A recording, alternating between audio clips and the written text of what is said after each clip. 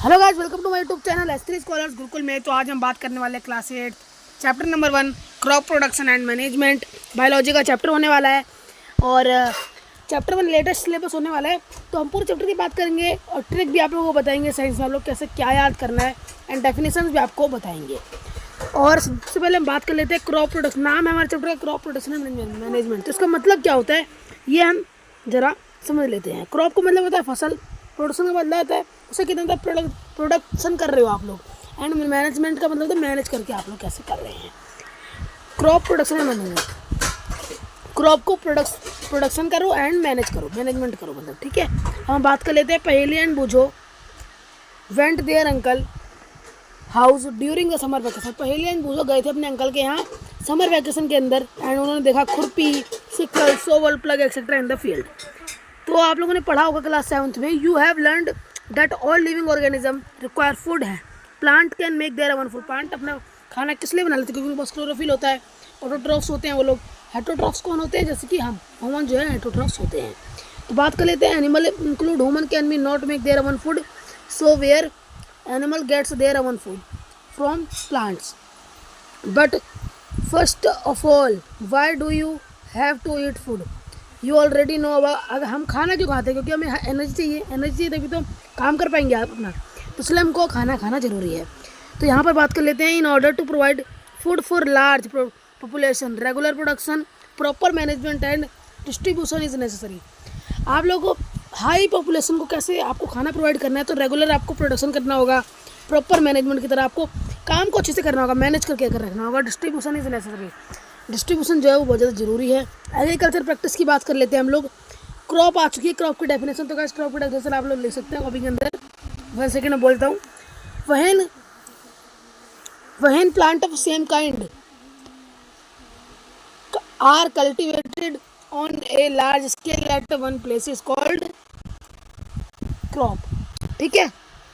For example, crop का example भी आप लोग देख सकते हैं। It is mean all the plants grown in the field at the wheat. Wheat भी एक तरह की क्या है? फसल है। You already know that crop we are different types of cereals, vegetables and fruits.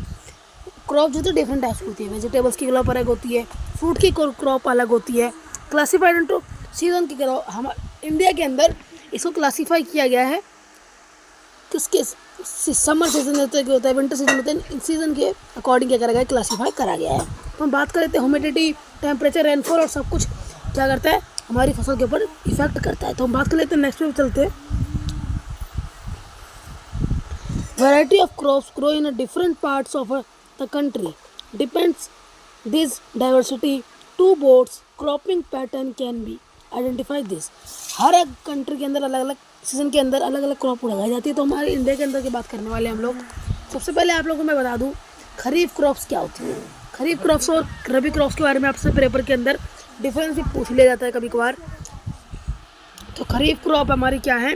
They are which the crops which are sown in rainy season are called kharif crops. The rainy season in India is generally from June to September. Paddy, maize, soybean, groundnuts and cotton are example of kharif crops. तो kharif crops को आप कैसे याद कर सकते हैं? JSK, जून से सितंबर खरीफ crop है ना गाइस, ये आप लोग बात कर सकते हैं। एंड खरीफ क्रॉप्स के अंदर हमारी पेडी, मेज, सोयाबीन, ग्राउंड नट्स, कॉटन को उगाया जाता है। सब बारिश मतलब मानसून सीजन में इसको दिखाया जाता है, उगती है ये। एंड रबी क्रॉप के बारे में बात कर लेते हैं। रबी क्रॉप होती है the crop grow in winter season October to March are called rabi crop. जो क्रॉप विंटर में उगाई जाती है उसे हम क्या कहते हैं? रबी क्रॉप कह देते हैं। एग्जाम्पल है इसका wheat, gram, peas, mustard and linseeds. इसके गेहूँ, pea, mustard and linseed इसका एग्जाम्पल है। रबी क्रॉप की आपको ट्रिक बता दूं, ROM, rabi crop October to March, ठीक है गाइस। आप लोग इसे ऐसे याद कर सकते हो और आप लोग डेफिनेशन बना के भी अपने पेपर में कर सकते हैं। तो बात कर लेते हैं अपनी basic practice of crop production. Crop production की प्रैक्टिस क्या है? तो इसे पैराग्राफ को कोई पढ़ सकते हैं आप लोग, पर मैं अभी डायरेक्ट यहाँ आ जाते हैं। To as agriculture practice which are listed below. First, preparation of soil. Second, sowing, adding manure and fertilisers, irrigation, protecting from weeds, harvesting, storage, ये सारी क्या है हमारी एग्रीकल्चर प्रैक्टिसेस हैं। तो फर्स्ट एग्रीकल्चर प्रैक्टिस के बारे में 16 पेज पे पढ़ने वाले हैं, तो पढ़ते हैं। फर्स्ट एग्रीकल्चर प्रैक्टिस है हमारी द प्रिपरेशन ऑफ सॉइल। देखिए प्रिपरेशन ऑफ सॉइल क्या होती है। The preparation of soil is the first step during growing of crop. पहला स्टेप होता है हमारा फसल क्रॉप को उगाने के से पहले। One the most important task is agriculture turning and loosening of soil. This allow the roots penetrate deep into the soil. Loose soil help to root और ब्रेथ इजीली। लूज जो धूली ढाली जो मिट्टी होती है वो हेल्प करती है किसको, रूट को ब्रेथ करने में हेल्प करती है बहुत ज़्यादा। अब हम बात कर लेते हैं soil. Why does the loosing of soil allow to the roots breathe easily. जो ढीले ढाली सॉइल कैसे मदद करती है सॉइल को सांस लेने में। द लूजेंट सॉइल पहन in the help in the growth of earthworms and microbes present in the soil. These organisms are friend of a farmer. जो लूजन सॉइल होती है वो हेल्प करती है growth of earthworm and growth microbes को, growth जो होती है उसकी इंक्रीज कर देती है। एंड बात कर लेते हैं this organism are friend of farmer. ये जो ऑर्गेनिज्म होते हैं ये फ्रेंड होते हैं किसके, फार्मर के। They few the turn and loosen the soil and add humus to the but why the soil needs to be turned and loosed. You have learnt in previous class that the soil contains minerals, water, air and some living organism. In addition, dead plants and animals get decomposed by soil organism. In this way, various nutrition in the dead organism are released back into the soil. These nutrition are again absorbed by plant. Since only a few sentiments of the top layer of a support growth of a turning and loosening of soil, bring to the nutrition rich soil to the top to so that plant can make their। अब बात करते नहीं paragraph के अंदर था क्या। Loosening soil help in the growth, ये आपने पढ़ लिया आप लोगों ने। The process of loosening and turning of soil is called plugging. ये भी आपको मैंने रेफरेंस बता दी है। 1 सेकेंड, आपने प्रीवियस क्लास में पढ़ा होगा कि प्लांट जो होते हैं उनके पास एयर होती है, वाटर होता है एंड सनलाइट भी उनके पास मिलती रहती है।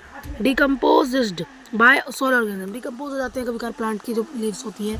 Various nutrition dead organism are released back into the soil. The nutrition are again absorb by plant. Nutrition जो होता है वो बार बार एब्जॉर्ब होता है किससे, प्लांट से। तो हम बात कर लेते हैं नेक्स्ट पेज में चलते हैं अपने। Turning and loosening of soil is very important task of cultivation of crop. Very important task होता है loosening and turning. The loosening and turning of soil is called tilling and ploughing. This is done by using a plough are made of wood और iron. If the soil is very dry, जब सॉइल बहुत ज़्यादा कड़क होती है तो it's may need watering before, उसको हम पानी देने की जरूरत होती है खोदने से पहले, है ना। It's may need water before the ploughing. The ploughed field में have big crumbs of soil called crumbs. जब हम फसल काट लेते हैं उसके बाद तो हमारी जो फील्ड होती है उसके अंदर बहुत ज़्यादा लार्ज मिट्टी के क्या होते हैं, सर्कल होते हैं, उसमें क्या कहते हैं, क्रम्स कहते हैं। क्रम्स कहाँ गया, 1 second. It is necessary to break, उसको क्रम्स को हमको क्या करना होता है, जोड़ना बहुत ज़्यादा ज़रूरी होता है। अगर उसे नहीं तोड़ेंगे तो हमारी फसल जो होगी खराब हो जाएगी। Necessary and levelling the yield the beneficial sowing as well as for irrigation. Levelling कर देनी चाहिए हमको, क्या पूरा लेवल कर देना चाहिए लैंड। हेल्प करेगा किसमें, irrigation. Levelling of the soil is done by with the help of leveller. Sometime manure is added before tilling. The help is proper mixing of manure with the soil. The soil is moisture before sowing. कभी कभार हम soil को tilling से पहले डाल देते हैं manure को, मिक्सिंग में क्या करती है, हेल्प कर देती है। तो गाइस नेक्स्ट टॉपिक आ चुका है एग्रीकल्चर इम्प्लीमेंट। इम्प्लीमेंट्स कौन कौन से एग्रीकल्चर के लिए, तो उनकी बात कर लेते हैं। सबसे पहले बात करेंगे हम प्लग की। प्लग का आप लोग को फिगर दिखाता हूँ 1 सेकेंड में। प्लग देखिए यहाँ पर जो बीम होती है, जो लॉन्ग लॉफ फुट है ये बीम है, एंड ये जो लॉन्ग लॉफ लकड़ी जो लंबी सी उसे कहते हैं प्लग शिफ्ट। एंड जो ट्रायंगुलर स्ट्रिप होती है आयरन की उसे हम कहते हैं प्लग शेयर। आपको मैं तुरंत फिगर देख के आपको पूरा समझा दूंगा, फिगर मतलब पूरा उसके थ्योरी के बारे में। 1 सेकेंड, और इसको बोल के नेक्स्ट पे क्या कर जाता है, अटैच किया जाता है और रेडी हो जाती है टीलिंग के लिए। अब बात कर लेते हैं अपने हो की। हो हमारा जो होता है वो स्टील का होता है, सिंपल टूल है, कभी लकड़ का भी होता है।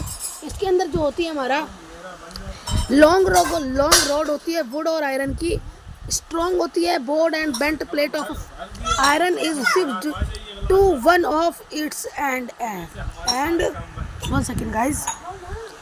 आयरन के इसके अंदर स्ट्रिप होती है जो कि अटैच होती है लास्ट में। Work like a blade, it is a pulled bye animal. ये देख सकते हैं आप लोग फिगर में, आपको 1 सेकंड दिखाता हूँ पूरा जूम करके।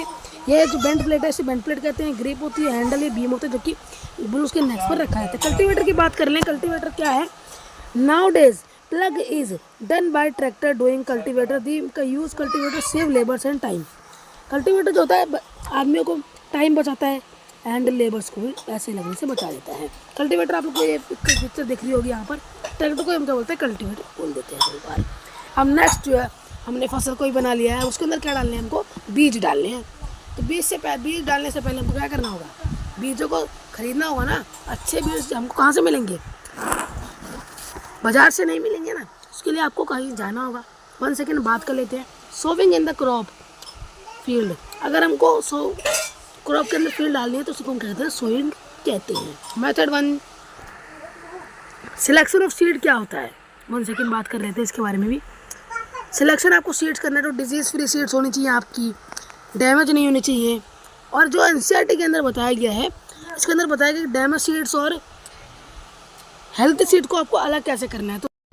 तो गाइस हम बात कर रहे थे method 4 separate damage seed and health seed. तो एक्टिविटी 1.1 के अंदर बताया गया है, take a beaker and fill half of it with water, put a handful of, हाथ भर के आपको करना है, गेहूं के दाने लेने, उसको पानी के अंदर डाल देना। जो डैमेज सीड होंगे वो ऊपर आ जाएंगे क्योंकि वो हल्के हो जाएंगे, उनका छेद होगा, हल्के हो जाएंगे और पानी के ऊपर फ्लोट करेंगे सरफेस के ऊपर। एंड हम बात कर लें, जो गुड सीड होंगे मतलब हेल्थी सीड होंगे वो हमारे पानी के नीचे बैठ जाएंगे। तो आप लोग ऐसे कर सकते हैं, गुड मेथड है, इससे आप लोग क्या कर सकते हैं, damage seed and healthy seed को अलग कर सकते हैं। तो बात कर लेते हैं traditional tool for sowing. Traditional tool जो हमारा सबसे पहले आता है वहाँ पर ये है शार्प ब्लाई की फनल। ये क्या करता है, इसके अंदर फनल जो होता है, यहाँ पर आपको फ्लिकर के थ्रू मैं आपको समझाने वाला हूँ। फनल के अंदर आपको क्या करना होता है, सीड को डालना होता है। जो हमारे जो बुल क्लॉक्स होते हैं वो चलते रहते हैं आगे और सीड्स जो है ज़मीन के अंदर गड़ते रहते हैं, वही होता है फनल लाइक स्ट्रक्चर। ये जब पेपर के अंदर नहीं पूछा जाता है तो हम बात कर लेते हैं अपने नाउ डेज वाले सीड ड्रिल की। आज तकनीकी में क्या चल रहा है, टेक्नोलॉजी बढ़ रही है, तो उसी के बारे में सीड ड्रिल आ चुका है। अब seed drill, nowadays the seed drill is used for sowing with the help of tractor. Seed drill को क्या किया जाता है, ट्रैक्टर के पीछे लगाया जाता है और उसे चलाया जाता है, जिससे कि हमारी सीड जो होती है वो यूनिफॉर्मली लग जाती है हर जगह। अप्रोप्रिएट डिस्टेंस चलता है एंड ओवर क्राउडिंग जो होती है इससे अवॉइड हो जाती है। These allow plants to gate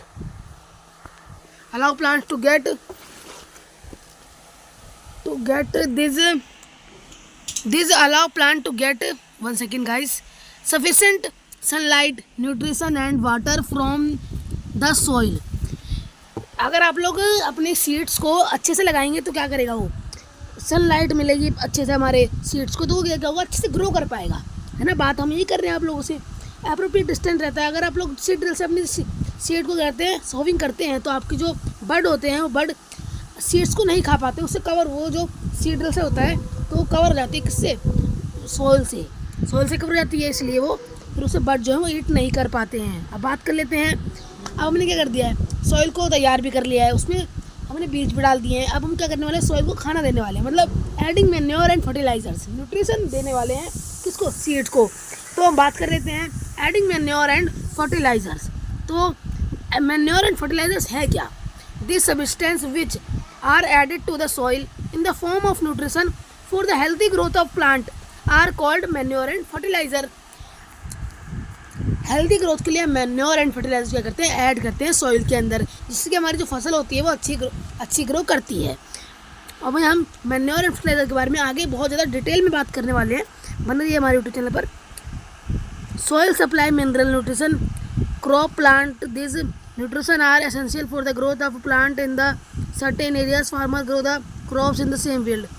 farmer जो होते हैं सेम फील्ड के अंदर क्या करते हैं कि क्रॉप को ग्रो कर देते हैं कभी कभार।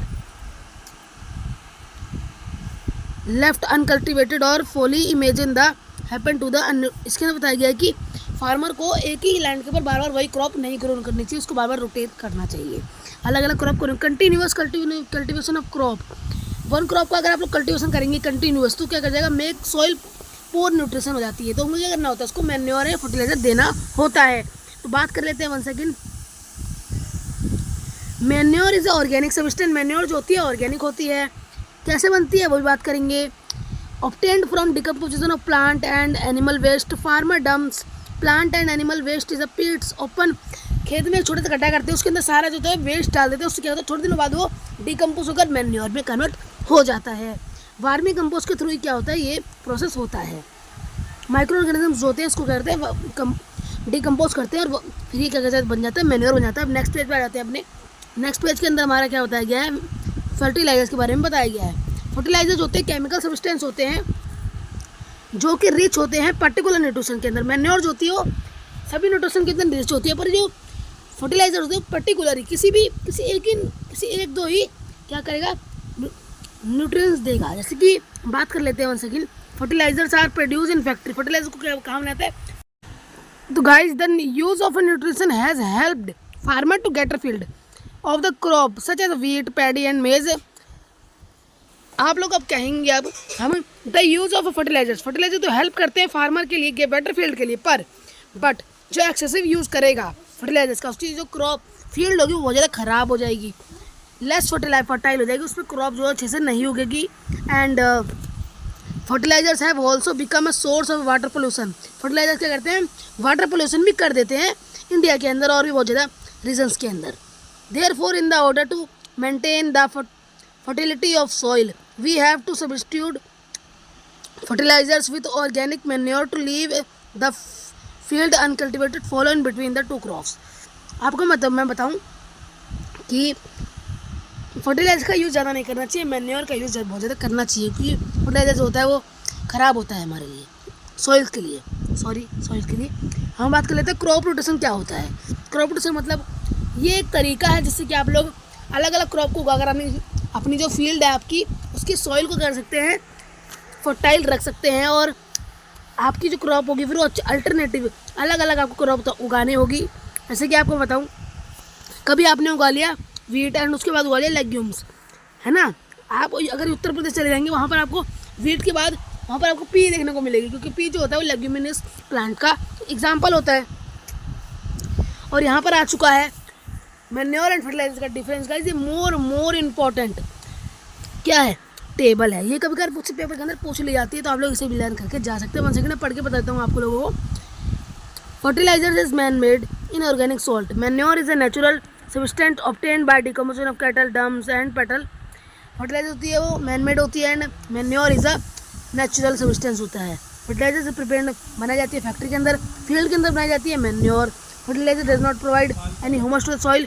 फर्टिलाइजर्स जो है सॉइल नहीं प्रोवाइड करते हैं एंड मैन्योर जो है वो लोड ह्यूमस प्रोवाइड करता है। Fertilisers are very rich in plant nutrition like nitrogen, phosphorus and potassium. Manure is relatively less rich in plant nutrition. अब मैं एडवांटेज ऑफ मैन्योर की बात करने वाला हूँ। The organic manure is considered better than fertilizers. This is because it's enhance the water holding capacity, it's make the soil porous and exchange of become easy, it increase the number of friendly microbes, it's improve the texture of soil,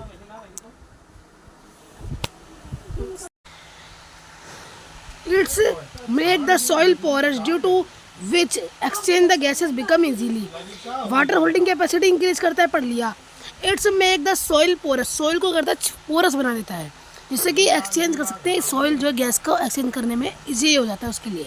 it's increase the friendly microbes, texture भी increase करता है soil का। कौन, हमारा manure. अब irrigation की बात कर ली जाए। इरिगेशन क्या होता है, the supply of water to crop at regular intervals is called irrigation. Fertilisers या ये आपको पढ़ने की जरूरत नहीं है। 90% जो होता है वाटर होता है किसके अंदर, प्लांट के अंदर। मैं आपको ये फैक्ट बता रहा हूँ जिसके अंदर मैंने एनसीईआरटी के अंदर दिया गया है। सोर्स ऑफ इरिगेशन आप लोग देख लीजिए 1 second. Source of irrigation, the source of water of for irrigation wells, tubewells, ponds, lakes, rivers, dams and canals. हम बात करते हैं अपने अगले टॉपिक की, जो है traditional method for irrigation.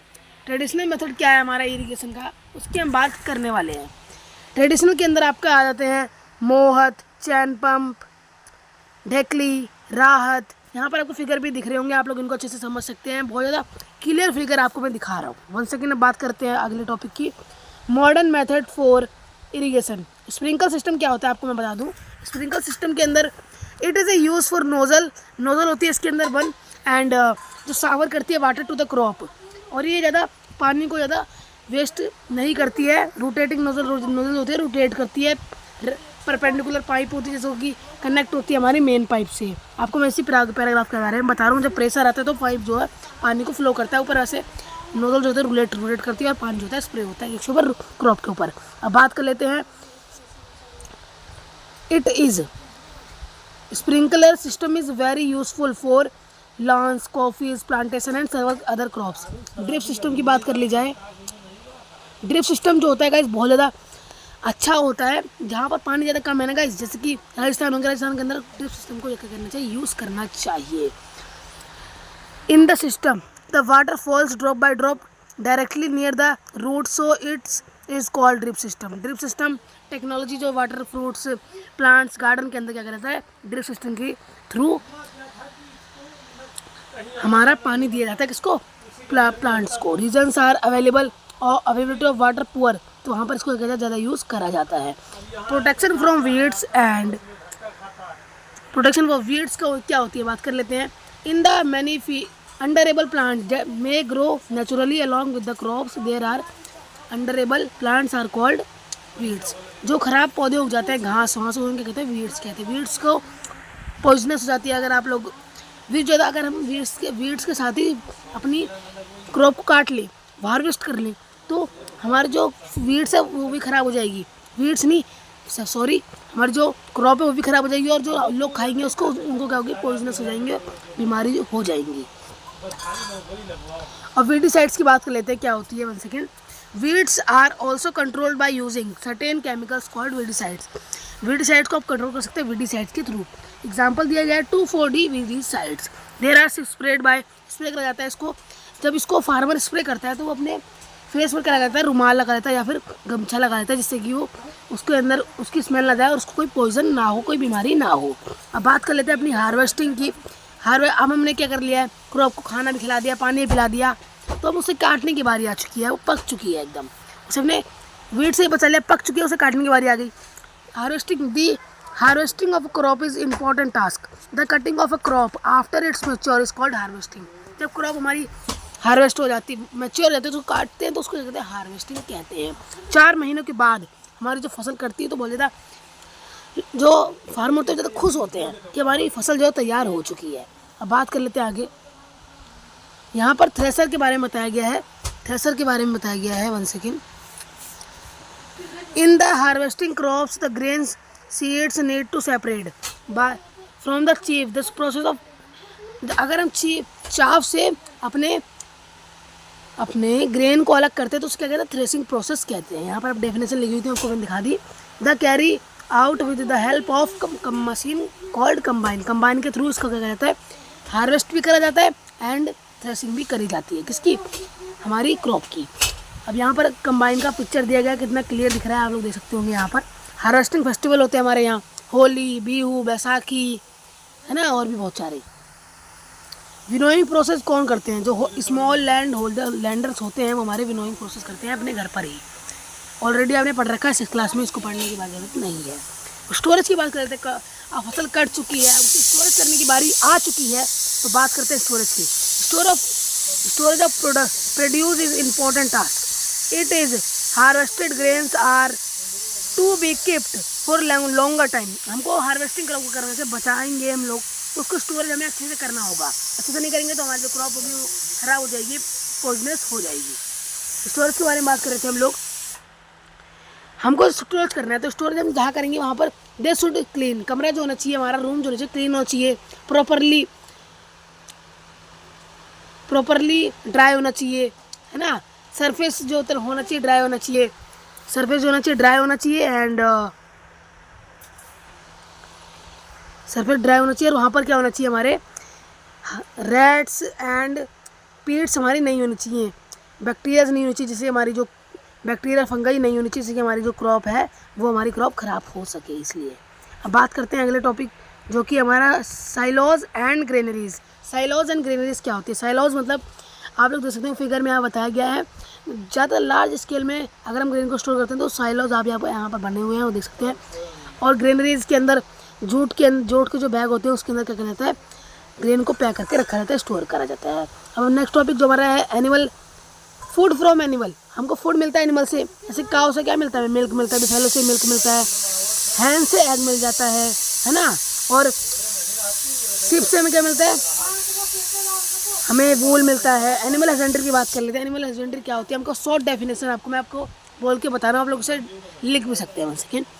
Food is also obtained from animal for which animal are raised, this is called animal husbandry. Animal husbandry के अंदर क्या होता है, एनिमल हस्बेंड्री के अंदर एनिमल को रोज खाना दिया जाता है, उनकी प्रोटेक्शन की जाती है, उनको केयर दी करी जाती है ना। तो उनको जैसे कि हम फसल को खाते हैं ना, वैसे हम अपने एनिमल्स को भी पालते हैं, जैसे कि हमें मिल्क मिलता है, एग मिलता है, वूल मिलता है और ये बहुत सारी जानकारी मिलती है। तो गाइस हमारा चैप्टर जो यहीं पे ख़त्म होता है। एक्सरसाइज क्वेश्चन के लिए आप लोग मुझे कमेंट कर सकते हैं, अगर आपको एक्सरसाइज क्वेश्चन चाहिए तो। एक्सरसाइज क्वेश्चन चाहिए तभी मैं आपको प्रोवाइड कर दूंगा। तो आज के लिए बस नहीं, बने रहिए हमारे यूट्यूब चैनल पर। अगर आपको वीडियो थोड़ी सी भी अच्छी लगी हो तो वीडियो को लाइक एंड सब्सक्राइब करना मत भूलिएगा। तो गाइज आप सेकंड चैप्टर के लिए भी आप मुझे कमेंट कर सकते हैं। सेकंड चैप्टर को मैं जल्द लेकर आऊँगा। तो आज के लिए बस नहीं।